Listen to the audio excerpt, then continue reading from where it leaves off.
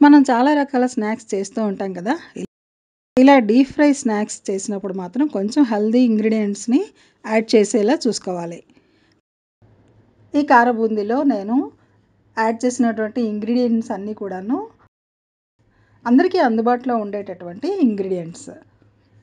ప్రయాణంలో కూడా ఈ స్నాక్ ఐటెమ్‌ని మనం క్యారీ చేసుకోవచ్చు.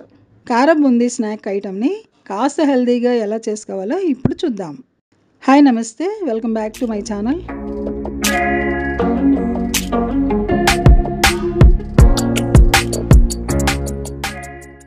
నేను ఇక్కడ పావు కిలో శనగపిండి తీసుకుంటున్నాను.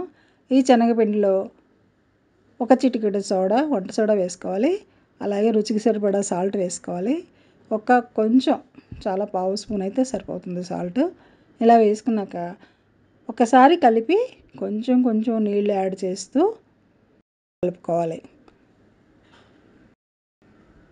నేను ఇక్కడ చూపించిన విధంగా కలుపుకోండి, చాలా కరెక్ట్గా వస్తుంది.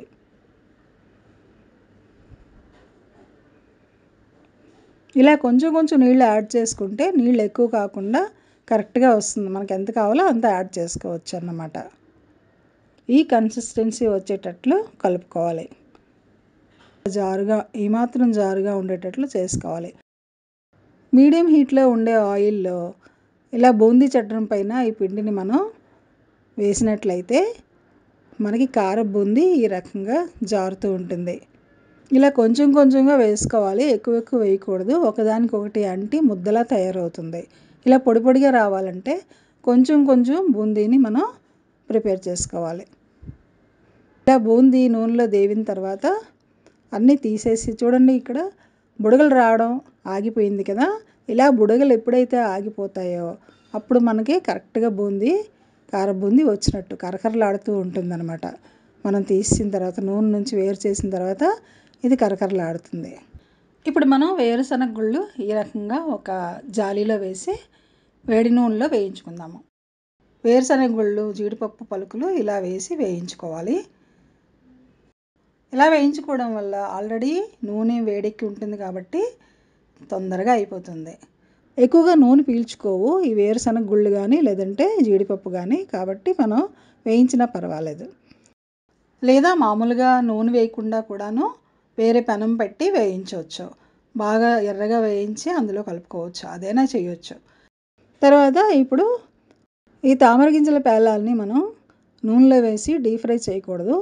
ఇలా వేరే పెనం పెట్టి దాంట్లోని ఇలా డ్రై ఫ్రై చేసుకోవాలి.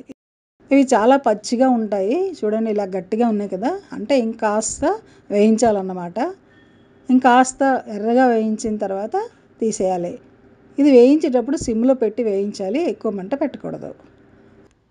ఈ ఫూల్ మఖనా అనేది సాగుతుంది కాబట్టి కొంచెం మనం డ్రై రోస్ట్ చేసామంటే కరకరలాడుతూ చాలా బాగుంటుంది. అయితే లైట్ బ్రౌన్ కలర్ వచ్చినంత వరకు కొంచెం రోస్ట్ చేసుకోవాలి. ఇది సిమ్లో పెట్టి రోస్ట్ చేసుకోవాలి. డ్రై ఫ్రై చేసుకున్నాక మనం కార బూందీలో యాడ్ చేసుకోవాలి. ఇలా వేయించిన తర్వాత ఇందులో కొంచెం కారం, ఉప్పు వేసి ఒకసారి బాగా కలపాలి. ఇలా అన్నిటికీ పట్టేటట్లు బాగా కలిపిన తర్వాత మనం ఒక డ్రై కంటైనర్లోకి తీసుకోవాలి. ఇది చాలా టేస్టీగా ఉంటుందండి, మంచి కరకరలాడుతూ చాలా బాగుంటుంది, హెల్దీ కూడాను చాలా బాగుంటుంది. పాప్కార్న్లా ఉంటుంది కాబట్టి పిల్లలు ఇష్టంగా తినేస్తారు. పిల్లలకి ఈ రకంగా మనం అలవాటు చేయాలి. ఇలాంటి స్నాక్స్ బయట నుంచి తెచ్చుకునే బదులు హెల్దీ మేనర్లో ఇంట్లోనే చేసుకుంటే చాలా బాగుంటుంది. ఈ వీడియో మీకు నచ్చిందని అనుకుంటాను. నచ్చితే ఒక లైక్ ఇచ్చి ఛానల్ని సబ్స్క్రైబ్ చేసుకోండి. మరిన్ని మంచి వీడియోస్ కోసం చూస్తూనే ఉండండి హిందూ సెవెన్ రెసిపీస్.